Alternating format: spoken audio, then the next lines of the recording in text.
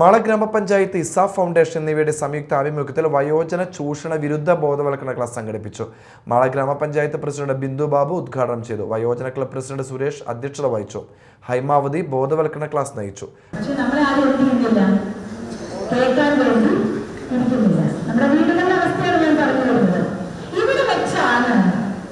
നമ്മൾ ഒന്നുമല്ല എന്നുള്ളതോടെ ഓരോരുത്തർക്കും മനസ്സിൽ അനുഭവപ്പെടുന്നത്.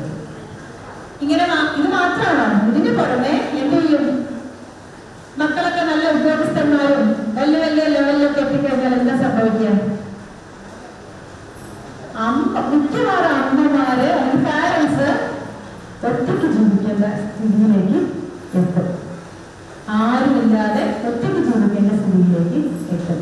ഇവിടെ ഞാന് സോഷ്യൽ മീഡിയയിൽ പങ്കുവെച്ച അല്ലെങ്കിൽ നമ്മുടെ മൊബൈൽ വഴിയിൽ പങ്കുവെച്ച ഒരു സാധനം ഞാൻ ഓർമ്മിക്കുന്നത് ഒരു സ്റ്റോറിയാണ്. എനിക്ക് അന്നൊരു സ്റ്റോറി ആയിരുന്നു.